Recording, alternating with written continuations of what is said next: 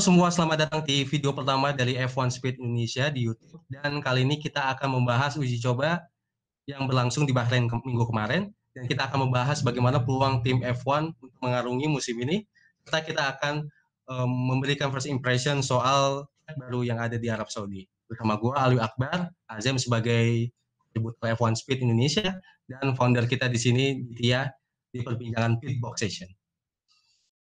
Formula 1 2021 akan dilaksanakan pada bulan Maret, pertengahan bulan Maret, dan beberapa tes pramusim kemarin menandakan sebuah hasil yang cukup unik. Agak sulit untuk melihat peta persaingan di musim ini tahun 2021. Dan akhirnya Formula One Speed Indonesia bikin konten di YouTube. Selamat datang di Formula One Speed Indonesia. Akhirnya bisa bikin konten di YouTube karena kemarin-kemarin banyak yang minta, salah satunya gua pada saat itu. Dan ya sekarang kita akan ngebahas beberapa hal penting pada saat di atau uji coba F1 2021. Dan mungkin ada beberapa fakta menarik tentunya di sirkuit baru out-nya di Arab Saudi, dan tentunya akan menjawab pertanyaan-pertanyaan Q&A yang sempat disebarkan di Instagram.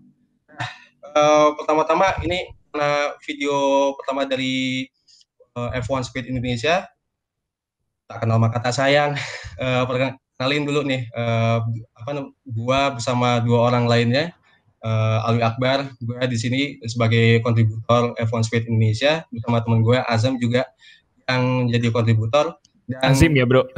Azim, oh iya, sorry bro. Azim. Sorry. Azim. Ya. Juga sebagai kontributor di F1 Speed Indonesia. Dan yang kita tunggu-tunggu nih, akhirnya kita reveal juga founder dari Formula One. Ya, baru muncul nih Formula One Speed Indonesia, Mas Ditya Muktiin. Halo bro. Ya, halo Mas. Gimana kabarnya? Alhamdulillah baik. Udah nggak terasa, udah mau musim baru aja, dan ya kita bakal ngebahas sedikit banyak tentang hal-hal yang menarik di pretest. Jadi minggu lalu hari Jumat, Sabtu dan Minggu udah dilaksanain uji coba buat kompetisi musim 2021. Ada beberapa hal yang paling menarik sepanjang tes tersebut. Salah satunya baru Aston Martin dan Alpine, yang dulunya Renault sekarang jadi Alpine, dan pembalap anak muda Fernando Alonso. Pembalap muda. Iya, pembalap muda. Paling sangat energi mudanya sangat terasa sekali di para pembalap F1 ini. Masih bergairah. Masih bergairah ya. Oke. Sebenarnya jujur kalau misalnya dari personal gue tidak menonton secara full satu sesi, karena yang pertama gue lagi sibuk skripsian. Yang kedua semangat. Yang kedua ya mungkin 4 jam kali, mungkin harus harus memerhatikan lebih dalam selama 4 jam sesinya itu. Tapi gua beberapa kali nangkep lah di pemberitaan, di postingan IG kita sudah menjelaskan beberapa analisa penting yang harus kita perhatikan gitu. Salah satunya Mercedes-Benz yang digadang-gadang, nggak tahu ya apa ini, banyak yang bilang sandbagging atau beneran ada permasalahan. Tapi menurut kacamata kalian gimana? Saya dulu ya. Iya. Boleh. Kalau dari saya sendiri ya, Mercy ini kayaknya nggak sandbagging ya, kalau menurut saya ya. Kalau dilihat dari tes kemarin kayaknya nggak sandbagging. Kenapa? Yang pertama, dari perubahan regulasi, kayak di postingan kemarin kan sudah dibahas kayak desain rig itu kan ya. Sudah dibahas di situ. Kalau Mercedes ini kesulitan dengan bagian belakang mereka sudah dengan di bagian situ kesulitan mereka. mereka nggak bisa menemukan stabilitas yang sempurna di bagian belakang. Oleh karena itu kita lihat Hamilton spin 2 kali kan, sebuah hal yang sangat langka di F1 gitu. Mobilnya diangkut dan ditutup auratnya gitu kan, sangat langka sekali gitu loh di situ. Kemudian yang kedua, secara overall memang mobilnya ini kurang sempurna gitu. W12 ini memang nggak sempurna. Dilihat dari onboardnya Hamilton atau Bottas itu deh. Kita lihat ketika mobilnya diajak di-push dulu, ketika mobilnya di-push, ketika Hamilton mengajak mobilnya buat cepat gitu loh. Ketika hot lap, mobilnya itu berulang kali kayak lock up, understeer, oversteer. Yang paling sering oversteer. Ketika di tikungan 13 itu selalu oversteer. Kalau enggak ya dia melebar gitu loh. Dan lalu apa ya? Ya ini ya jujur aja ini tes paling aneh gitu buat Mercedes, itu tambah Mercedes paling aneh. Kalau di Boston Bagging nggak percaya sih. Iya. Karena mereka benar-benar sultan. Kalau Azim gimana? Kalau menurut saya sendiri sih setuju ya kalau memang Mercedes itu nggak sandbagging sebenarnya. Mereka punya masalah mereka sendiri terkait dengan grip di bagian belakang, terutama dengan perubahan regulasi yang kebanyakan di bagian belakang gitu, di area dekat rem, dekat diffuser, kemudian di floor dan desain rake-nya mereka juga berpengaruh gitu. Jadi ini semua bakal kurang menguntungkan bagi Mercedes sih gitu. Mereka harus punya waktu yang panjang untuk bisa recovering lagi dengan pace mereka gitu. Tapi saya juga sebenarnya tidak sepenuhnya count out mereka begitu. Mereka pasti akan menemukan sesuatu yang wah gitu nanti di race pertama di Bahrain tanggal 27 28 ya kalau nggak salah. Nah, itu mereka pasti ada sentuhan magis tersendiri terus tiba-tiba nanti kualifikasi gitu. Nemu apa gitu. Iya. Low fuel place mereka itu juga belum sepenuhnya bisa ditebak gitu, karena walaupun si Bottas udah pasang lap paling cepat di hari kedua gitu kan, mereka tapi pakai ban C5 paling lembut gitu. Sementara kalau dibandingin sama waktu tes paling cepat dari keseluruhan, si Verstappen pakainya ban C4 gitu kan, ban yang nggak terlalu lembut gitu, kayak gitu. Jadi emang ada masalah beberapa di bagian mobil Mercedes, tapi jangan harap Mercedes tiba-tiba jadi midfield gitu kayak Ferrari kemarin, nggak mungkin. Pasti bakal bersaing. Itu Ferrari. Nggak kebayang sih Mercedes tiba-tiba look gitu langsung midfield gitu ya. Itu langsung kayaknya Hamilton kalau udah kayak gitu, kalau Mercedes udah midfield udah langsung saya berhenti aja, cukup langsung pulang ke Inggris, nggak mau balapan lagi. Iya, itu susah kan. Iya. Tapi yang menarik juga sih soalnya kita lihat Mercedes beberapa kali banyak masalah yang udah dijelasin sama kalian. Begitu juga sama antek-anteknya. Yang paling kentara itu Aston Martin sih, yang ekspektasi kita bisa bakal battle nih comebacknya Aston Martin walaupun lawannya tetap Mercedes gitu, tapi punya masalahan yang sama atau gue lihat lebih agak parah dikit sih daripada konsumen Mercedes. Yang paling sukses pasti Mercedes. Enggak, maksud yang tim papan tengah itu lebih McLaren. Kan? McLaren cenderung stabil sama William walaupun konsisten. Nah, apa yang kalian lihat di Aston Martin? Gue sampai sekarang belum nemu penjelasan logis sih. Ya mungkin karena persamaan permasalahannya itu jadinya Aston Martin ketularan juga gitu. Tapi yang lain kok bisa setidaknya nggak terlalu lebih parah juga daripada Aston Martin. How do you think? Buat Aston ya, Aston itu ya, konsep mobilnya sama kayak Mercedes, sama persis gitu loh. Desain racknya sama. Jadi ya, apalagi mereka juga menggunakan bagian dari Mercedes tahun lalu kan, dari W11 kan juga kan sama. Dahulu sudah saya bahas di analisa suka-suka di iPad Dasar itu kan, sudah saya bahas di situ. Kalau penggabungan antara bagian belakang V11 dengan apa ya, dengan perubahan regulasi itu kemungkinan besar nggak akan mulus gitu loh, nggak akan jalan dengan mulus. Dan kayaknya juga itu juga yang jadi masalah Aston Martin gitu loh. Mereka masalah dengan bagian belakang kayak juga gitu. Kemudian yang kedua, mereka apa ya, masalahnya juga sama Mercedes, yaitu reliabilitas, ya kan. Di hari kedua apa pertama ya, hari kedua sesi pagi Vettel kan kena masalah gearbox kan ya.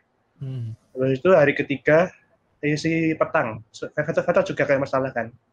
Nggak tahu masalah apa, tapi kayaknya masalahnya lebih parah gitu loh. Kayak kan sampai apa ya, sampai garasi tutup gitu loh, sampai semua mobilnya dibuka-buka gitu kan.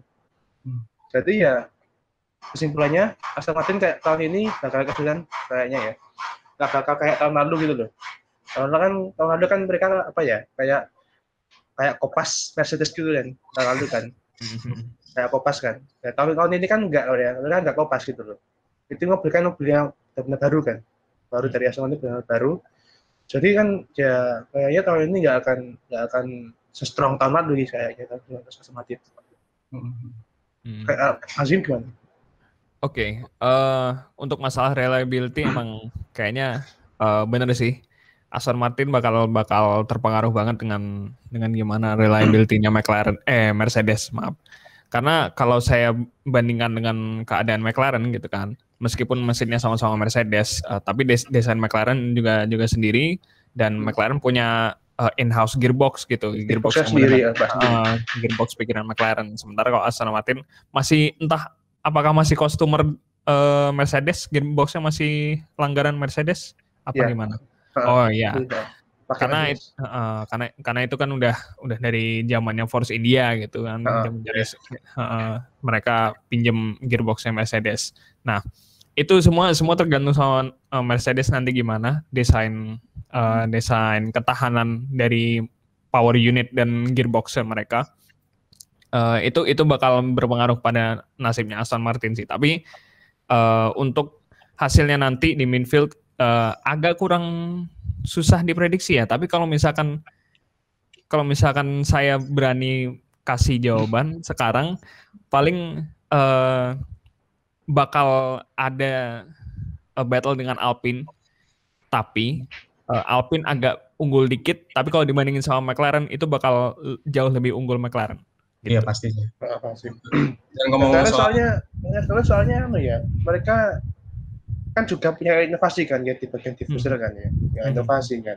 Hal itu mereka juga kelihatan apa ya, setiap sesi pagi mereka selalu mimpin kan, sesi pagi selalu mimpin gitu loh.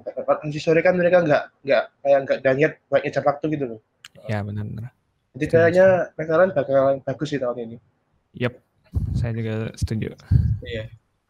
Dan ngomongin tadi soal Alpine, sebenarnya apa yang sudah dilakukan oleh Alpine sejauh ini gitu? Apakah masih benar-benar masih kayak ngeraba-ngeraba gitu? Karena jujur gue lihat masih kayak tidak terlalu mencoba untuk powerful banget, tapi sebenarnya nggak not bad lah gitu, not really bad untuk sekelas Alpine. Misalnya kita berkaca sama musim lalu juga gitu. Alonso juga sepenting apakah setelah balik lagi ke alias final gitu? Gimana? Tim coba. Tim. Oke. Kalau untuk Alpine sendiri emang agak susah ya judging apakah mereka secara program mereka runningnya seperti apa, terus apa yang mereka tampilkan di tes pramusim itu apakah sudah mobil final mereka gitu, hanya dengan perubahan sedikit di sana sini. Saya juga nggak tahu gitu. Cuman yang jadi poin menarik adalah gimana konsistennya mereka sih. Reliability-nya bagus, pengembangan di sektor PU dan power unit dan part-part sisanya seperti gearbox dan lain-lain tuh mereka udah cukup bagus kalau dibandingkan dengan musim lalu gitu. Walaupun banyak bagian dari mobil mereka juga carry over dari tahun kemarin kan. Tapi itu cukup dengan konsistensi mereka itu udah cukup banget, udah jadi modal buat tetap bisa bersaing bagus lah di midfield gitu. Setidaknya ya nguntit dikit McLaren lah bisa. Iya. Jadi kalau gue sih ngelihat ke depannya sampai setidaknya gimana ya, di race pertama di Bahrain, di midfield rasanya yang paling berkutat di papan tengah secara berdampingan tuh Alpine dan McLaren. Jadi karena seenggaknya, tapi gue mengunggulkan McLaren karena memang lebih konsisten aja, apalagi kalau misalnya disandingin sama beberapa konsumen Mercedes. Kalau Alpine seperti yang dibilang dan dijelaskan lagi, bahwa carry on dari kemarin juga not really bad, seharusnya bisa improve upgrade mesinnya buat tahun ini juga. Jadi ya mungkin bagian besar dari kita akan setuju bahwa Alpine dan McLaren akan bisa side by side di midfield gitu. Oke. Kok aku enggak ya? Gini. Kenapa? Kalau menurut saya ya, Alpine itu kayak tahun lalu itu kayak Alpha Tauri gitu loh. Kayak jadi kadang-kadang bagus, kadang-kadang enggak gitu loh. Kayak Alpha Tauri menurut saya posisinya. Itu kayak gitu. Jadi posisinya antara papan tengah dan papan bawah. Tengah-tengah gitu loh maksudnya. Jadi kadang-kadang di apa ya? Kayak di track ini bagus, track ini enggak gitu loh. Jadi mungkin kayak gitu mungkin Alpine. Iya. Gitu. Oh iya, lupa sampai lupa ngomongin AlphaTauri. Yuki Tsunoda impresif ya, apalagi di hari terakhir ya. Sangat impresif. Honda Cahaya Asia. Honda Cahaya Asia, iya. Tapi kita sayangnya tidak bisa melihat Honda di musim depan, tapi kita akan melihat bagaimana upgrade-an Honda ala Red Bull dan AlphaTauri. Tapi semoga aja suara Honda itu tetap bertahan ya. Suara ketutnya Honda tetap bertahan. Oh iya. Iya, betul. Itu suara paling keren lah pokoknya. Musik kayaknya. Semoga tetap bertahan di Red Bull suaranya, kentutnya. Amin. Iya. Oke, tadi kita udah bahas sedikit banyak tentang papan tengah, tapi jangan lupa juga kita akan melihat papan bawah, Haas dan Williams. Haas yang paling parah lah ya kalau kita lihat gitu, kayak patah sekali Haas, tapi cukup menarik juga kalau kita bisa melihat Williams, setidaknya ada beberapa peningkatan gitu. Bagaimana pandangan kalian soal itu? Haas nih, gimana ya? Soalnya Haas sudah jelek itu udah dari tahun lalu udah kelihatan gitu loh. Iya. Kayak mobil VF20 kan juga ya gimana ya, dibilang bagus ya enggak, dibilang jelek tapi kan enggak sejelek Williams gitu loh minimal. Tapi apa ya, tahun lalu pun mereka juga udah struggle banget itu loh dengan tim mereka. Kondisinya udah nggak stabil, secara keuangan sudah nggak stabil ya. Makanya mereka tahun ini kan dapat budgeting dan sponsornya Oral Kali gitu loh, buat nutupin keuangan. Nah, kemudian tahun ini mobil VF itu kan juga diambil dari VF20 kan. Cuma ada sedikit modifikasi dari regulasi aja gitu loh. Secara overall mobilnya sama, dan sayangnya mobilnya VF20 kan jelek juga kan. Otomatis VF20 itu tambah jelek lagi gitu loh. Dari kemarin kan dari onboardnya Mick atau Mazepin ya mobilnya kan stabil, cuman kan kalau dibawa kenceng ya gitu loh, nggak bisa di-push gitu loh mobilnya. Itu yang dari mobilnya ya. Dari timnya sendiri ya tahun ini mereka kan dapat dua rookie kan, Mick sama Mazepin. Ya jangan harap lebih lah, mereka bisa tampil bagus gitu loh dalam harapan. Mereka kan harus adaptasi dulu gitu kan dalam harapan. Jadi paling enggak mereka bisa finish di tapak kesaran aja lah. Ini bisa finish saja standar tes 5. Yang penting nggak ada gagal mesin atau yang penting nggak berkesalahan lah. Yang penting nggak berkesalahan kayak crash atau spin atau apa, bagus. Iya. Mengurangi kesalahan seperti Grosjean dan Magnussen ya, sering berantem di lintasan. Semoga aja nggak berantem itu antara Mick sama Mazepin. Semoga aja nggak ada apa ya, kayak gelut-gelut apa gitu di track. Taunya yang berantem Mazepin sama Verstappen ntar. Sama-sama panas kan dua-duanya tuh. Gampang. Nggak jadi jalan gitu. Oke lah. Kalau Haas sih performa selama di tes ya so-so lah, tapi nggak yang jelek-jelek banget sebenarnya. Kalau Kalau yang saya lihat ya. Tapi kalau Gunther Steiner udah bilang, oke, ini musim yang bakal sulit buat kami gitu. Oh ya, berarti mereka bakal kesulitan musim ini, dan saya justru melihat Williams bisa cetak poin duluan daripada mereka gitu. Ya untuk soal rookie sih ya emang nggak ada harapan apa-apa sih sama Mazepin dan Schumacher gitu, karena mau segede apapun nama Schumacher gitu kan, karena bawa nama bapaknya, dan seberapa nyebelinnya Nikita Mazepin dengan isu-isu yang pernah beredar kemarin itu kan, dia nggak perlu, mereka berdua itu nggak perlu membuktikan sesuatu gitu loh. Mereka cuma butuh, saya bisa handle musim-musim sulit ini, saya cukup bisa finish, saya cukup gimana caranya bisa adaptasi dulu selama semusim di F1, terus udah gitu aja. Nambahin, jujur aja ya, aku pengen lihat Mazepin ngalahin Schumacher sebenarnya.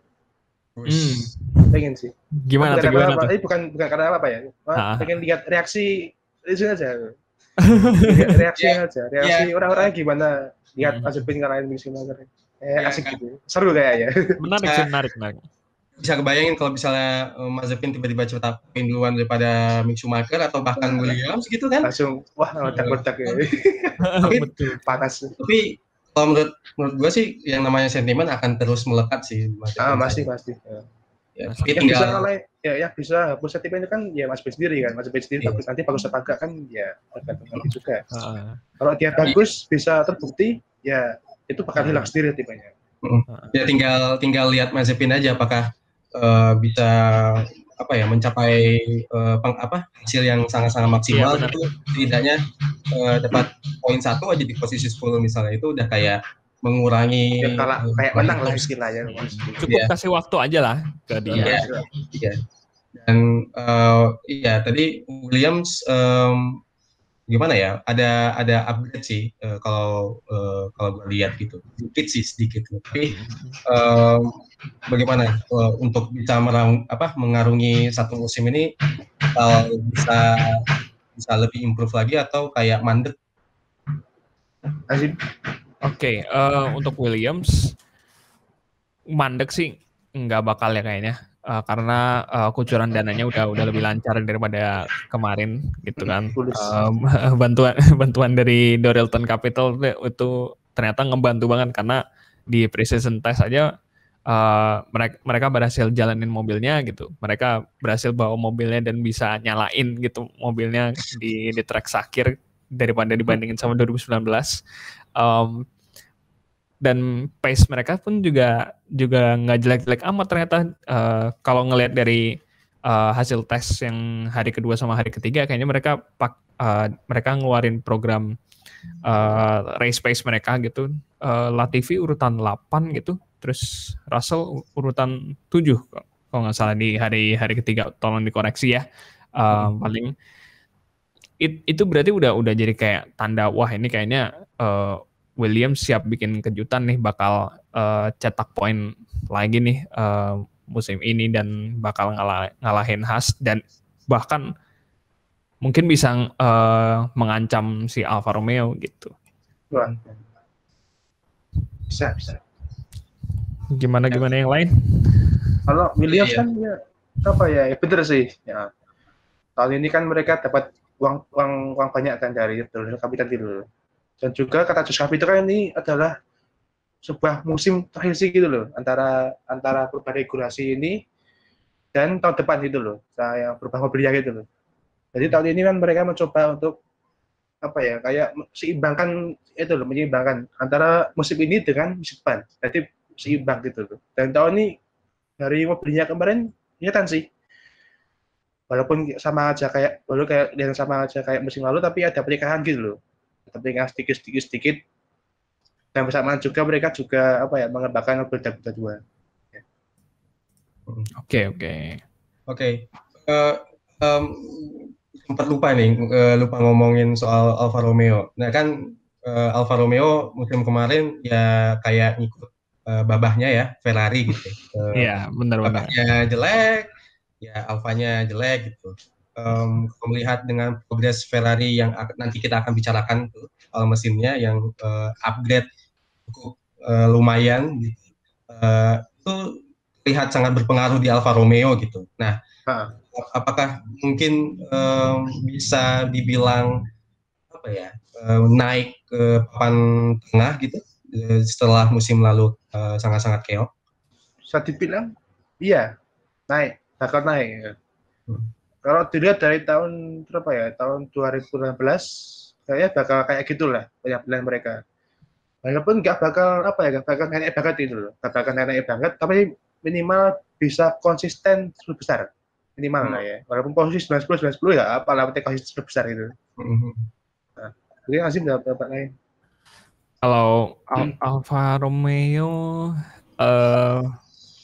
kalau naik ya nggak naik-naik banget sih. Itu yang saya rasa dari Alfa Romeo, karena mungkin ya karena mesin Ferrari juga kan tergantung nasib mereka itu dari mesin Ferrari. Jadi agak sulit sih kalau bilang Alfa Romeo bakal ada breakthrough season di musim ini gitu. Paling ya nggak jauh-jauh dari hasil mereka pas 2019 gitu. Mereka nggak bakal bagus-bagus amat, enggak jelek-jelek amat juga enggak gitu loh. Ya, tengah-tengah lah ya. Ya, tengah lah ya. Gitu. Pokoknya sering finish apa ya, posisi antara posisi 9-10, 9-10 atau 11-12 gitu aja ya. Iya, paling segituan lah. Nah, situ lah. Oke. Yuk, Mas Ferrari yuk. Mas Ferrari. Mas Ferrari. Ferrari. Oke, kalau kita udah ngebahas dari midfield sampai yang dari papan bawah, pastinya kita akan membicarakan pembahasan tim umat sejagat raya ya. Umat sejagat raya. Iya, loh. Yang kemarin dari logonya kuda jingkrak, terus kemarin berubah jadi kuda nungging, terus kita nggak tahu nih apakah bisa kembali ke jingkrak lagi atau gimana gitu. Tapi kuda jempale. Tapi kalau kita melihat ya, pasti seluruh dunia akan melihat Ferrari bagaimana bisa memberikan perlawanan kayak tahun 2017, 18 atau 19 tengah musim bisa gitu kan, dengan upgrade yang kata Binotto bisa lebih powerful lagi khususnya di track lurus. Apakah benar-benar kalau di tes kemarin sih tidak buruk ya, bisa beberapa kali ada di 3 besar, Carlos Sainz, Charles bergantian gitu kan, atau paling mentok 5 besar di hari terakhir gitu. Apakah bisa menjegal atau setidaknya bisa mengembalikan keadaan daripada musim lalu? Ya, bisa, tapi belum tentu. Belum tentu. Ya, lihat tadi. Tapi gini, Ferrari apa ya? Kalau dilihat dari musim kemarin, bener positif. Dari jumlah lap positif, banyak kan, 300 berapa? 96 kalau nggak salah.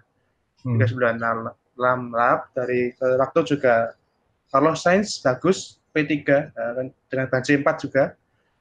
Lumayan memberi harapan gitu loh ke tifosi di Indonesia, terutama kayak Ferrari bakal balik. Tapi apa bakal balik beneran itu apa ya, kayak ragu gitu loh mau bilang mereka bangkit gitu loh. Karena di sisi lain kita ada McLaren yang juga kenceng juga kan, mereka juga positif banget gitu loh. Kemudian ada Aston Martin yang masih misterius gitu loh, posisinya di mana gitu loh, kan masih misterius juga. Jadi kalau, dan juga ada Alfa Tauri yang kebetulan juga kenceng kemarin kan. Jadi kalau mau bilang Ferrari bisa balik ke top 3 tim, ya bisa, cuman ya harus nunggu dulu gimana performa mereka saat kualifikasi nanti gitu loh. Apakah benar-benar kenceng atau benar-benar atau sekedar kayak kemarin ke tengah aja gitu loh, susu gitu loh. Dan juga kalau kita lihat dari statement kayak balapnya atau Toyota sendiri, awalnya positif kan ya. Awalnya mereka kan kayak optimis gitu loh, Ferrari bakal balik. Tapi setelah melihat babak terakhir ini, mereka kayak switch lagi gitu loh. Kayak kemarin Binotto bilang kayak gini. Mungkin akan sulit lagi gitu loh. Binotto kan bilang gitu kemarin. Jadi kayak ya lebih baik untuk tifosi sendiri ya jangan harap banyak lah ya. Kalau balik ya alhamdulillah, kalau enggak ya udah gitu. Yang penting ya ngerti lah di Ferrari gitu loh. I think it happen. Ya gitu aja mungkin. Paling ungkapan yang dari Binotto itu tadi sebenarnya kayak mencoba untuk biar nggak hype banget gitu loh. Mungkin ya gitu. Betul, dari biar dari fansnya atau mungkin dari para analis-analis F1 itu merasa kayak oh ya udah mereka ekspektasinya segini-segini aja gitu. Mereka nggak berharap banyak dan akhirnya malah orang-orang malah jadi kecewa sama Ferrari yang kayak musim lalu aja gitu kan. Ekspektasinya udah tinggi, wah ini Leclerc siap ancam juara dunia gitu, padahal mah gimana nggak juara dunia gitu. Nah, makanya sekarang kayak mereka mencoba, nggak tahu deh apakah mereka mencoba untuk pakai pendekatannya McLaren pas zaman dulu pas diambil alih sama Zak Brown untuk ya segini-segini dulu lah, tapi taunya ada lompatan besar di performa mereka, progresnya gitu. Kita lihat aja nanti. Binotto itu cobaan ya, Binotto kayak nyoba Saiwar gitu loh. Binotto, Saiwar. Tapi ya gagal terus Saiwarnya. Kan tahun lalu kan dia juga Saiwar kan tahun lalu kan. Dia bilang kayak Ferrari kayaknya nggak bakal. Kayak beneran gitu. Kayak Saiwar gitu kan. Iya, keblinger. Nyoba alat atau wave gitu, tapi nggak bisa. Mantap. Iya benar banget sih kalau misalnya ngomongin soal pernyataan Binotto gitu, kalau kita lihat dari perspektifnya dari Azam sendiri untuk lebih psikologisnya ya sangat-sangat make sense gitu, karena kemarin musim-musim kemarin gitu kan pas lagi sebenarnya pas Sebastian Vettel harusnya on fire-nya di Ferrari gitu, tapi endingnya malah ya ambiar gitu. Mungkin benar juga dari Binotto sendiri nggak pengen udahlah santai aja dulu gitu, walaupun kita udah mengusahakan upgrade yang paling bagus banget gitu. Nah kalau menurut gue sendiri sih melihat Ferrari dengan upgradean mesinnya sampai kita bisa melihat di beberapa momen sesi uji coba minggu lalu sebenarnya bisa bounce back sih untuk bisnya ke 3 besar gitu. Cuman kalau dibilang realistisnya 5 besar tuh udah kayak struggle sih untuk Ferrari sendiri. Jadi ya kalau menurut gua 5 besar tuh udah harusnya sujud syukur sih pada tifosi gitu. Alhamdulillah gitu. Iya. Nah, masuk P6 aja udah bagus lah. Masuk P6 P5 udah lumayan lah. Iya. Itu sih yang pengen diharapin orang-orang tifosi. Yang penting konsisten, nggak banyak kesalahan strategi, kesalahan ini dan itulah gitu. Nggak ada drama lah. Gagal mesinnya yang nggak perlu sebenarnya, pastinya begitu. Oke, kita udah ngebahas soal Ferrari. Nah sekarang nih kita akan ngebahas tim banteng yang cukup konsisten di 3 hari berturut-turut uji coba minggu kemarin, Red Bull. Dengan mesin Hondanya beserta tim satelitnya Alfa Tauri kemarin cukup konstan ya, dan konsisten gitu melihat Red Bull gitu. Sangat konsisten karena mereka selalu ada di top 5, top 10 gitu sekitar segitu, dan masalah reliability mereka juga nggak banyak gitu, selain engine covernya Sergio Perez lepas tiba-tiba itu sebenarnya itu aja kendala mereka gitu yang benar-benar besar gitu. Tapi sisanya karena Perez bilang ya saya cukup nyaman, terus Verstappen bilang juga ya saya cukup senang dengan hasilnya, Tsunoda juga senang dengan tes pertamanya di F1, Gasly juga puas dengan performa dia gitu, dengan performa mobilnya. Bakal jadi musim yang menarik ini buat musim terakhir Honda di F1 gitu. Red Bull apakah bisa cut the gap atau bisa justru malah jadi yang terdepan, itu layak disimak. Tapi kalau Alfa Tauri apakah benar-benar midfield contender gitu, itu juga layak disimak juga. Nah, pertanyaan dari secara pribadi dari gue sendiri, kedatangan dari Sergio Perez itu benar-benar apapun hasilnya dari Sergio Perez, mau bagus banget atau ya biasa aja gitu, mempengaruhi psikologis si Max Verstappen nggak sih untuk kayak tanggung jawab gue sebagai pembalap utama di Red Bull, apalagi kita tahu lah regulasi dari Red Bull kalau misalnya kali jelek mah langsung tendang, itu apakah ngaruh banget di psikologisnya untuk bisa nge-contender title World Champion melawan Lewis?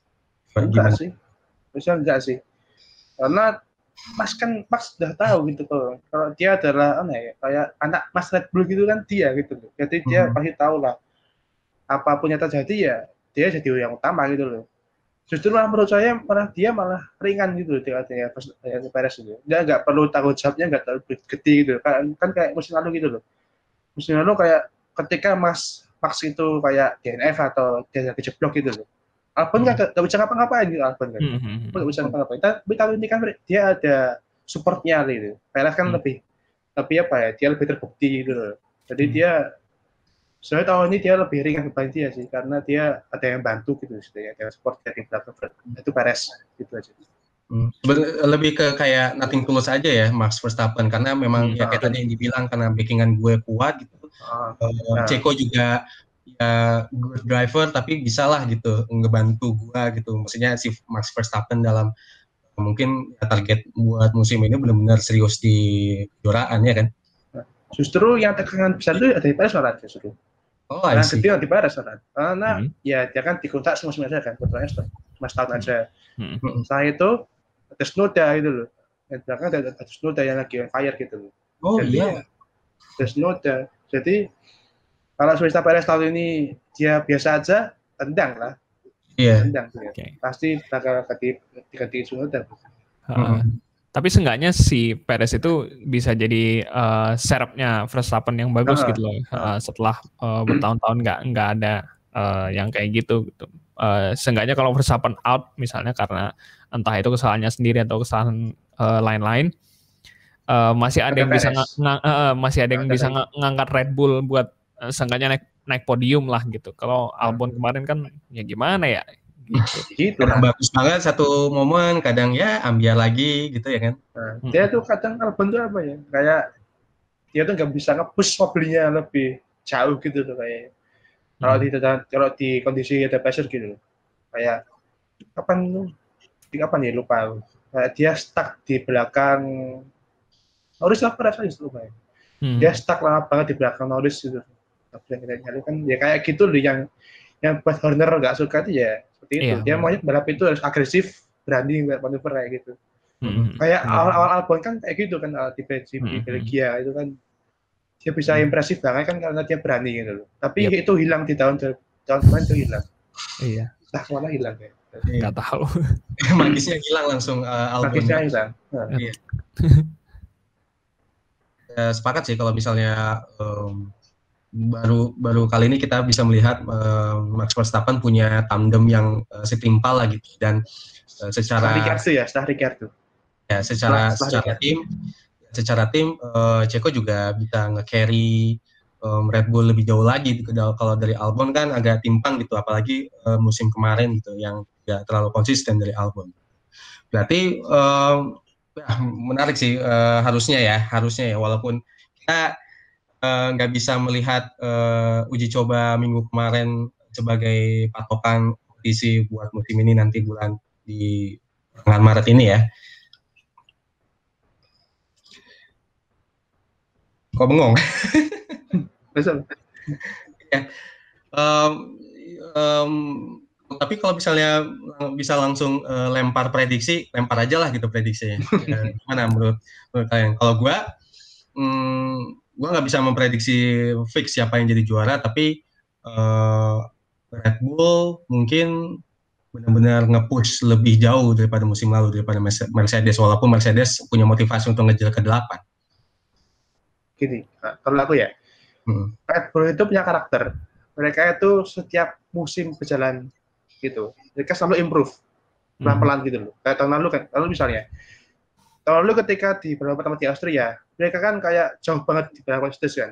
Tapi tapi dalam musim berjalan mereka selalu apa ya, secara pelan semakin dekat gitu kan. Tahun ini tahun ini Red Bull di Bahrain nanti akan menang, menurut saya ya. Mereka akan menang. Okay. Kemudian Mercedes dengan pelan-pelan mereka akan kembali. Tapi Red Bull juga akan improve juga.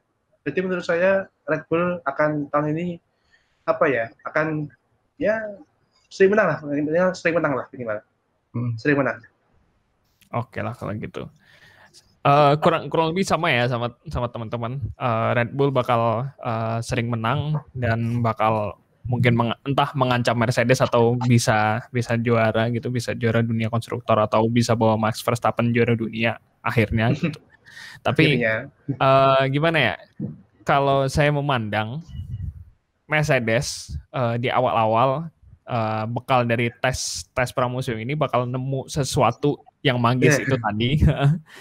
mereka bakal misalnya dominasi sekitar 1 2 3 race, tapi nanti Red Bull pelan-pelan karena sekarang jadwalnya ada 23 race, Red Bull bakal pelan-pelan catching up dan mungkin bisa di akhir-akhir musim bisa sengit itu saingannya antara Hamilton sama Verstappen gitu.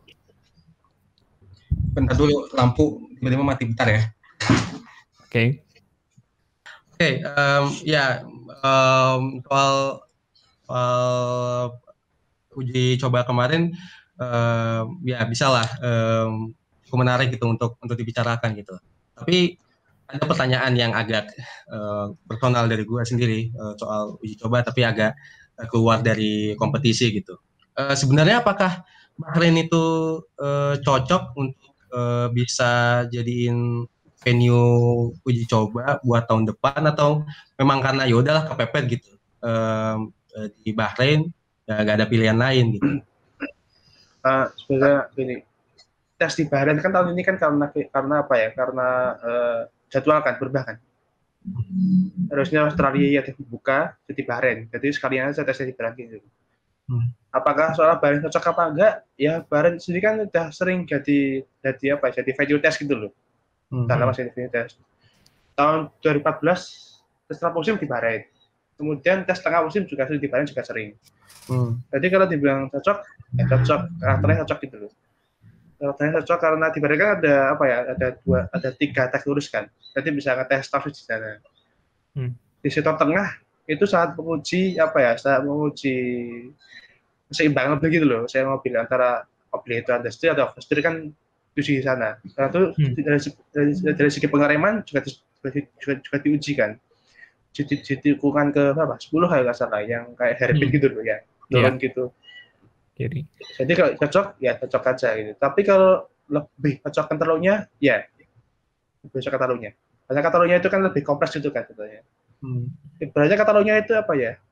Sirkuitnya paling lengkap itu ya di Catalunya. Hairpin ada, tikungan lambat, cepat, medium ada, chicane ada, gitu. Urusan juga panjang gitu. Jadi ya kalau dibilang cocokan mana, cocok Catalunya itu. Tapi Bahrain juga cocok. Ya. Jadi sebenarnya nggak ada masalah gitu, walaupun kemarin sempat kayak badai pasir gitu ya kan. Iya. Mas seru malah.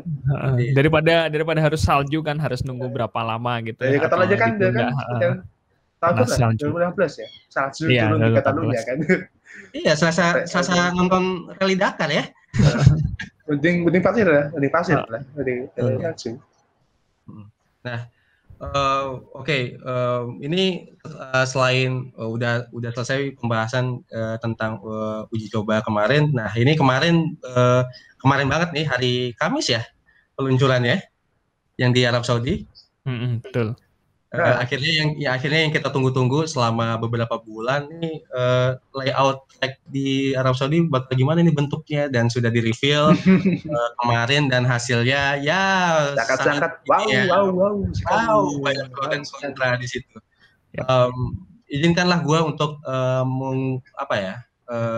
pendapat gue soal first impression soal yang di Arab Saudi ini. Sebenarnya untuk kalau ada orang yang banyak yang bilang sempit banget gitu, ya kalau menurut gue untuk ukuran F1 ya sesempit apapun gitu, kayak Monaco aja bisa diselenggarakan gitu. Terusnya tidak menjadi soal ya, menjadi soal. Gitu. Mungkin yang gue kritisin adalah DRS menaruh DRS di tikungan kayak Suzuka gitu kan, itu yang kayak Hubungan agak apa bro? ya gitu Bukan twisty itu kan ya, twisty yang ala-ala Suzuka itu kan Nah, di sektor pertama.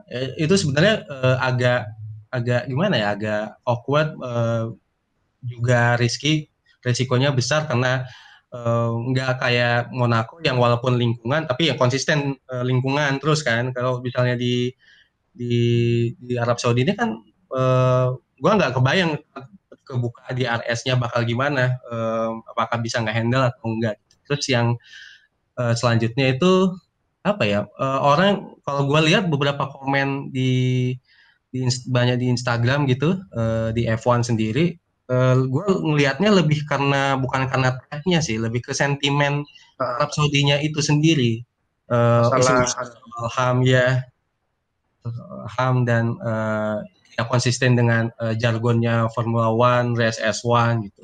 Itu sih kalau dari gue. Soal teknis tracknya, gue nggak bisa ngejudge banyak, tapi kita akan lihat lah nanti di bulan Desember. Coba dari Azim dulu gimana? Wah, kalau tracknya sih emang punya mixed feelings ya sebenarnya.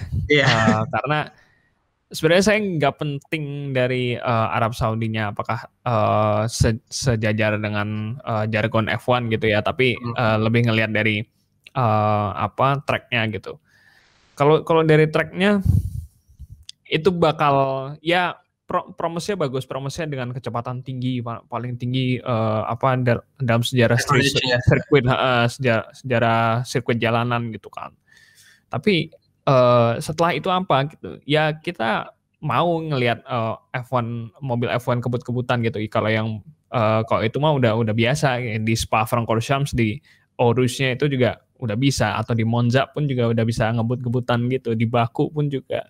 Tapi yang butuh itu salip-salipannya itu, aksi salip-salipannya itu. Nah, di track itu yang justru kayak kurang, kayak cuman ada 1-2 tikungan yang gua ngitungnya bisa. 3 3 ya. Kalau 3 kayaknya tikungan pertama awal terus sama 11 sih, pertama 11 kali.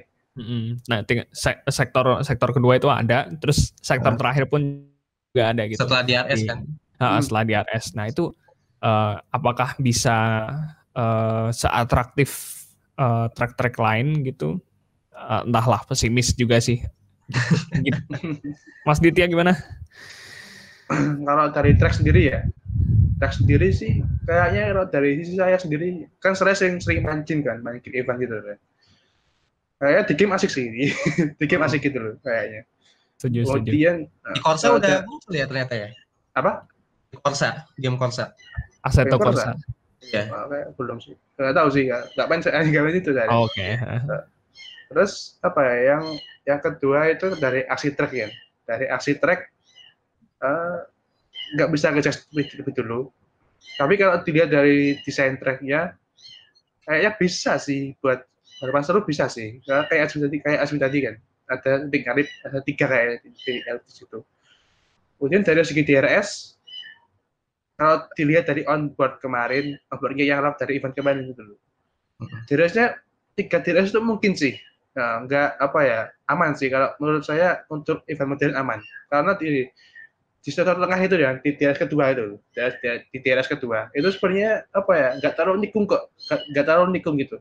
Cuma setirnya berat sedikit aja udah kayak lurusan gitu lah, kayak lurusan. Itu kayak sirkuit Sochi di race kedua, kayak gitulah, tipikalnya kayak gitu. Jadi kalau aman ya aman aja gitu. Ya gitu sih. Mungkin kalau secara personal agak jarang gitu yang agak jarang di RS kayak S banget gitu, S banget. Dan ya kayak gue bilang tadi sebelumnya bahwa biasanya di RS itu nggak harus lurus, agak ngelengkung tapi konsisten gitu ya kan. Dan benar-benar ini mungkin agak keluar dari teknis Formula One ya gitu, karena kita tahu sendirilah di medsos banyak banget yang mencerca, yang gua rasa lebih mencerca ke apa ya, entitas Arab Saudinya daripada karena tracknya. Ya banyak juga yang ngomongin soal tracknya yang kayak ada meme-meme kocak sih yang kayak mirip hairpin, bukan hairpin beneran gitu, ikat rambut gitu ya kan. Terus nyamain dengan Suzuka. Kalau nyamain Suzuka sih gue setuju sih, memang apalagi yang bagian DRS, ya DRS kedua atau yang itu kayak Hanoi gitu loh. Kalau pernah nyoba Hanoi kan sih kayak Hanoi gitu tipe detailnya. Jadi asik aja gitu, benar-benarnya asik. Tapi kalau dari segi kualifikasi bakal asik sih gitu sih. Iya, karena tapi kalau dari balapan ya nggak tahu. Iya, karena kita ini for your information aja ya, secara jarak ini yang jalanan yang paling panjang ngelewatin Baku 6 km lebih ya. 6 km dengan tikungan sebanyak 27. Aku sih bisa bayangin betapa susahnya pembalap-pembalap yang baru menginjakan aspal di Arab Saudi harus menghafal 27 serta memahami. Tapi tikungan itu apa ya? Kayak ada tikungannya tikungan palsu gitu loh. Kayak walaupun cuma dikit itu tikungan gitu aja. Tapi ya tikungan itu banyak banget sih. Oke, kalau gue nanya ke Azim, gimana kayak yang gue tadi soal entitas sentimen orang-orang terhadap Arab Saudinya daripada tracknya, apakah terasa begitu? Iya, itu kerasa banget sih sentimennya dari segi gimana Arab Saudi secara politik gimana mengatur warga negaranya dan ketika bicara soal hak asasi manusia dan konflik-konflik di Timur Tengah gitu, mereka kan juga terlibat gitu kan dengan negara-negara tetangganya. Cuman yang perlu diluruskan adalah F1 tuh mau nggak mau adalah entitas bisnis juga. Mereka bisnis hiburan gitu. Urusan di Arab Saudi itu bukan mencoba untuk kita mau danain misalnya perang Arab, enggak sama sekali. Itu cuman mau urusan bisnis bahwa F1 butuh duit, F1 mau ngasih hiburan ke masyarakat Arab Saudi pun juga butuh investasi masuk gitu kan. Jadi ya it's just a matter of business gitu, bukan maksud apa-apa gitu. Dan tutup mata sama politik karena harus dibedain aja, pisahin aja politik dengan bisnisnya gitu. Iya, bener banget sih. Kalau gue sih berusaha untuk tidak melihat itu, ya udahlah bodo amat lah sama sentimen di Arab Saudi bagaimana di dalam negerinya itu. Nah, yang paling penting nih, banyak orang membicarakan atau memproyeksikan keamanan Formula One akan bagaimana karena kita tahu Formula E waktu di Diriyah sempat terjadi kayak insiden gitu, hampir terjadi insiden diterang oleh negara mana gitu, Yaman atau Irak atau lupa gitu kan, hampir aja misalnya ke Diriyah gitu. Apakah dari kalian sendiri mempunyai kekhawatiran yang sama? Enggak sih sebenarnya, karena gini, safety-nya Arab Saudi itu udah bagus lah ya. Lalu udah bagus karena kemarin di Formula E kan bisa di-intercept juga kan. Jadi di Formula E aja udah bisa di-intercept, apalagi di F1-nya skala-nya lebih besar gitu loh. Jadi kan pengawalannya tentu lebih tinggi lagi gitu. Jadi kalau ya untuk saya sih safety concern ini ya udah diserahkan aja Arab Saudi gitu lah. Mereka udah tahu semuanya kok tentang apa resikonya udah tahu kan. Ya pasti semuanya pasti aman lah nanti Arab Saudi. Iya. Kita paling kalau misalnya dari gue sendiri yang gue keluhkan soal penunjukan Arab Saudi ini akan lebih banyak lagi yang gue siapkan karena kayaknya akan lebih banyak lagi ya jadwal-jadwal tengah malam waktu Indonesia ya. Arab Saudi di malam ya? Malam. Saudi malam. Habis isa. Iya. Habis isanya mereka. Habis isanya mereka ya kan. Udah di berarti sih jam berapa? Jam 1 paling ya. Iya, kayak Bahrain sesi kedua Bahrain musim lalu. Oh. Ya kan? Oke. Iya. Jam Mulainya 11 lah pokoknya. jam 11. Mungkin ya sekitaran segitulah, nggak tahu lah. Lihat aja. Itu untung lah harus di malam. Bayangin lah kalau Evan jadi ngadain race di Las Vegas malam. Waduh, Gimana itu? Ini Pagi bro. nontonnya pagi itu, pagi. masih mending sih kayak yang nggak subuh juga, cuman matahari terbit gitulah. Itu masih pagi sih. itu kayak gimana gitu nonton. Tapi walaupun ya, kecuali kalau kalian fans NBA atau fansnya apa NASCAR, kayak NFL gitu kan ya, NASCAR ya udah biasa lah. Cuman ya kayak aneh aja nonton pas pagi sambil kuliah. Iya, makanya. Gimana gitu loh. Aneh aja. Di hari Senin sih yang paling gua keluhkan di hari Senin, kenapa harus Senin pagi gitu. Gue sih anak kuliahan yang anak semester akhir ya masih bisa santai lah gitu kan. Jadi sambil nonton gitu misalnya kalau jadi di Las Vegas. Masih anak sekolah kan. Betul. Jadi langsung Q&A aja bro. Langsung Q&A aja. Langsung Q&A. Oke, ya. Tadi kita udah tadi atau kemarin sih masang Kemarin malam. Kemarin malam kita udah nge-put Q&A yang apapun lah yang kalian tanyakan soal season kemarin, atau mungkin hal-hal yang anak baru mungkin yang nonton ini anak baru yang suka atau penasaran dengan Formula 1 bagaimana gitu. Nah, kita akan membacakan Q&A-nya segera. Bentar ya Pak ya. Saya buka dulu WA-nya. Soalnya banyak nih. Ada total berapa sih yang nanya? Banyak Pak. Banyak lah. Oke, ini yang 8 lah, 8 aja ya. Kenapa? Berapa nanti? 8 apa berapa? Yang dikirim sih 11 page. Tapi yang dipilih 8 aja ya?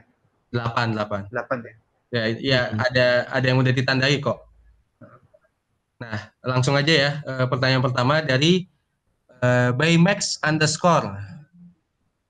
Ini pertanyaannya soal Aston Martin, ada harapan nggak setelah mungkin kaitannya setelah uji coba kemarin sampai nantinya race gimana? Ada harapan lah. Cuman ya itu sekali lagi mereka kan basisnya Racing Point tahun lalu kan. Kita tahu tim ini itu juga sebuah tim ajaib gitu loh, dengan tim yang resource kecil tapi bisa outcome-nya gede banget gitu. Outcome-nya bagus gitu loh. Mereka bisa membuat mobil yang bagus. Kalau apa ya, buat mereka masih ada harapan, tentu masih ada harapan. Mereka masih bisa kayak memperbaiki semua kayak misalnya kayak reliabilitas atau kayak permasalahan dengan bagian belakang mereka gitu loh. Jadi saya sih mungkin pertengahan musim kita baru bisa melihat Aston Martin ini gimana gitu. Oke, kalau Aston Martin sendiri emang sulit ditebak sih mereka posisinya di mana gitu. Ya kayak Racing Point kemarin aja gitu. Mereka mungkin copy mobil Mercedes sedemikian rupa, tapi ternyata nggak sebegitu OP-nya gitu kan. Tapi kalau sekarang karena mereka ada part-part yang mereka kembangin sendiri, bakal susah untuk ditentukan posisi mereka di mana. Jadi it's still hard to say gitu, masih abu-abu. Mesti terus lah. Ya, apalagi karena kemarin tuh ya seperti yang kita bahas, Aston Martin agak banyak masalah gitu di reliability-nya atau segala macam teknis mesinnya. Ya, gue sih masih penasaran sama Aston Martin, soalnya mereka udah kayaknya prepare-nya soal tim, soal ya itulah kayaknya salah satu yang paling bagus sih prepare-nya di Aston Martin. Hype-nya apa ya, cara mereka menyusun hype Aston Martin itu benar-benar bagus lah. Mereka bisa narik fans begitu banyak gitu loh. Iya, dan jadi pokoknya jangan sampai mereka musim ini mengecewakan fans lah gitu loh. Iya. Lima kayak gitu.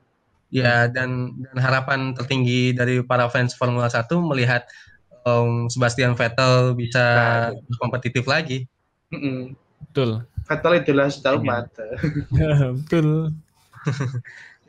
Oke, pertanyaan selanjutnya dari Bagus D_31. Ini dia mau nanyain soal Alonso nanti di musim ini peluangnya bagaimana di Alpine? Oke, kalau peluangnya Alonso di Alpine, kayaknya saya pernah bahas ini di story gitu karena lagi gemes aja gitu pengen ngomong aja di story gitu soal tes pramusim. Kayaknya Alonso jangan berharap banyak ya gitu. Alonso gimana? Ya mungkin dia bakal push mobilnya segila-gilanya dia kayak biasanya gitu. Dia kayak pas dulu zaman Renault, zaman Ferrari, zaman McLaren dan sekarang gitu mungkin bakal bisa untuk push gitu. Tapi jangan harap Alonso bakal menang balapan secara cepat gitu. Nggak mungkin karena coba kita lihat Alpine terakhir pas jadi Renault di musim kemarin tuh finish di mana gitu. Mereka masih banyak melakukan carry over dan hanya berubah sedikit gitu dari mobilnya. Paling kalau podium Alonso bakal kemungkinan kalau misalkan race-nya yang gak wajar kayak misalnya ya kayak Monza waktu tahun lalu atau pas di Hockenheim 2019 gitu, itu balapan yang bisa dibilang gak wajar gitu kan. Gak wajar bagi Mercedes sih lebih tepatnya. Nah itu dia. Tapi kalau untuk yang bersaing podium secara reguler, Alonso nggak kurang bisa diharapkan untuk itu. Soal Alonso musim ini ya, lebih tertarik ke bahas battle dia dengan Ocon sebenarnya. Nah terakhir kali Alonso di F1, dia tuh ngehancurin Van Dorn. Kualifikasi 20 tuh nggak salah ya. 20. Dihancurin Van Dorn sampai Van Dorn itu kayak apa ya, kayak ya wis lah gitu. Kayak mentalnya kayak hancur gitu Van Dorn gitu. Iya, Alonso waktu di Renault sama Van Dorn tuh kayak serasa Alonso yang carry sendiri gitu. Van Dorn cuman ngasih karpet merah gitu. Monggo Mas, silahkan gitu. Padahal Van Dorn kan di sini monggo Mas. Padahal Van Dorn kan itu kan masuknya wonderkid F1 kan dulu kan. Van Dorn itu. Jadi kan kayak aneh. Ya kayak aneh aja gitu, bisa Alonso bisa ngajar Van Dorn sampai 20 tuh kualifikasi itu kayak wah ini gila nih. Jadi ini menarik sih kayak bahas dia sama Ocon nanti gimana. Ini apakah Ocon bisa memberi perlawanan kepada itu? Jadi kasihan juga kalau misalnya Ocon ya kayak Van Dorn dulu gitu loh, mentalnya sampai hasil kayak Alonso gitu. Ya nanti lihat aja lah gimana nanti Ocon gimana sama Alonso. Ya, kalau gue sih lihat Alonso nggak terlalu banyak berharap sih di Alpine gitu, karena baru comeback sekarang. Dan kalau misalnya Alonso pengen ngeset podium di beberapa momen atau di beberapa series tuh kayaknya kalau ambisius gak sih gitu. Karena ya mungkin iya, cuman santai aja lah Alonso gitu ya di Alpine juga gitu. Baik-baikin juga si Ocon, kasihan ntar jadi Van Dorn part 2 kan gak enak juga. Belum lagi nggak tahu nih apakah Alonso semakin bertambah umur, usianya akan semakin dewasa, karena kita tahu seringkali dimanapun tukang ngoceh gitu. Yang paling parah waktu McLaren paling parah ya tuh kacau. Dia terlalu toksik lah, kalau kemarin terlalu frontal lah gitu lah. Semoga aja ini enggak dia frontalnya enggak di radio lah ini paling frontalnya di tengah tim aja gitu loh. Di radio kan ya kasihan timnya juga gitu loh, kayak diumbar sampai di event best team radio kan dia diumbar di YouTube gitu loh, jadi nggak enak. Iya. Ya kita lihat ntar lah Alonso. Semoga dengan kembalinya Alonso ya tidak buruk ya, tapi juga memberikan warna baru lah, karena walaupun senior tapi jiwa mudanya masih membara dalam diri seorang Alonso. Work rate-nya dia tinggi sih ya Pak. Work rate-nya itu dia tinggi sekali. Jadi itu yang dibutuhkan Alpine gitu loh. Sebuah pembalap yang punya work rate tinggi dan punya pengen maju gitu loh, pengen bawa tim itu maju kan, ya itu yang bisa bawa itu Alonso gitu. Oke, kita akan beralih ke pertanyaan selanjutnya dari m.virus.syahdeviero. Wow, subhanallah ya nama akunnya. Menarik sih pertanyaan dari beliau. Pertanyaannya, kalau gearbox McLaren sama Aston Martin sebeda itu ada beda perbedaannya? Soalnya kan sama-sama mesin Mercedes. Tadi kan udah dibahas ya tadi kan bahwa gearbox-nya Aston Martin itu kan dia memakai gearbox dari Mercedes kan. Ini sama gitu loh. Makanya kita kemarin di tes kemarin kita lihat dua tim ini kan mengalami masalah yang sama, gearbox, masalah yang sama. Kemudian McLaren mereka itu selalu membuat gearbox-nya sendiri. Dari zamannya McLaren Mercedes dulu, Honda dulu juga Renault mereka kan buat sendiri. Makanya kalau kita lihat di onboard-nya McLaren kan suaranya beda kan, suaranya beda gitu. Antara mesin pabrikan dengan mesin McLaren selalu beda gitu. Jadi ya memang desainnya beda gitu antara McLaren dan Aston Martin.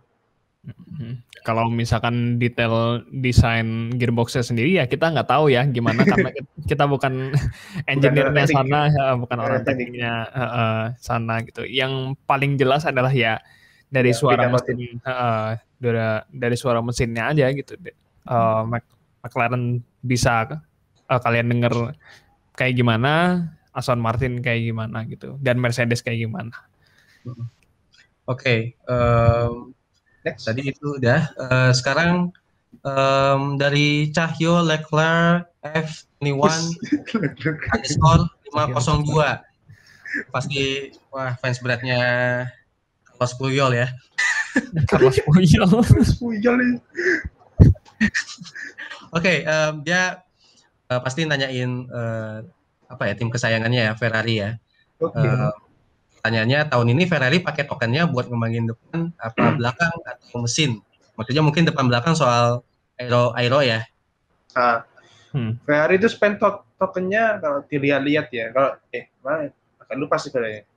Antara bagian belakang dan bagian kayak engine covernya itu loh, kayak sidebar engine cover gitu. Mereka kembali di situ sebenarnya. Karena emang bagian belakang kan ya berubah kan, regulasi gitu loh. Mereka perlu sedikit tweak di bagian belakang gitu supaya bisa menyesuaikan dengan berbagai regulasi. Kemudian di bagian engine cover dan sidepod kan seperti yang kita ketahui mesin mereka baru kan, tahun ini mereka punya mesin baru.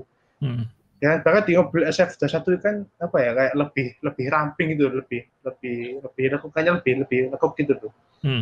Ya di situ salah satu sebenarnya tokennya dihadirkan di situ. Oke, kalau untuk soal pengembangan di Ferrari agak kurang memperhatikan sih. Tapi yang pasti adalah desain bagian belakang mobil mereka yang baru gitu. Diffuser mereka baru dan udah di-reveal sejak Sochi kalau nggak salah ya, Sochi tahun lalu, Rusia tahun lalu.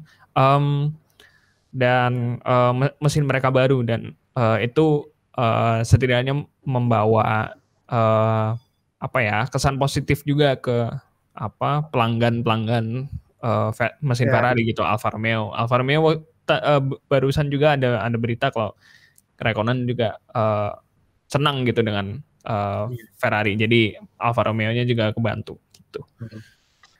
Oke, ini selanjutnya udah 4 tadi ya. Nah, terus selanjutnya menarik nih. Kita agak sempat lupa ya soal McLaren punya inovasi terbaru soal diffusernya gitu.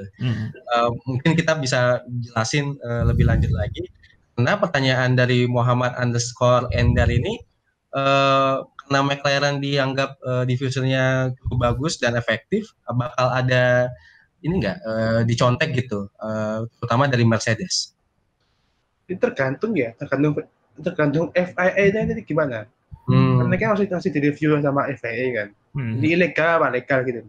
Kalau legal ya bakal dicontek pastinya. Karena itu kan benar-benar sebuah kayak advantage sendiri gitu buat McLaren.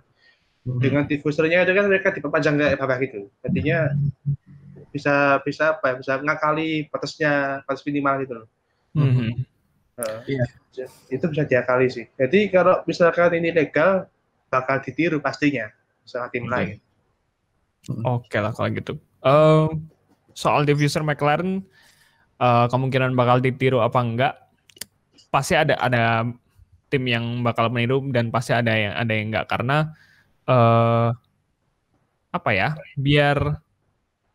biar ini tim itu menemukan jalurnya mereka sendiri gitu untuk memahami filosofi gimana mereka ngebentuk si mobil mereka itu masing-masing karena mereka punya filosofi masing-masing gitu. Mungkin ada yang hampir sama dengan McLaren konsep mobilnya atau 11-12 gitu. Mereka bisa contoh konsep diffuser itu. Tapi kalau misalkan tim-tim lain yang merasa solusi kita udah efektif kok gitu, mereka merasa nggak ada urgensinya buat nyontek McLaren gitu. Oke, kayaknya itu aja sih pertanyaan-pertanyaan dari rekan-rekan kita di Instagram gitu. Terima kasih banget ya buat kalian semua yang sudah mengirimkan pertanyaan-pertanyaan soal Formula 1 di Formula One Speed Indonesia dari malam.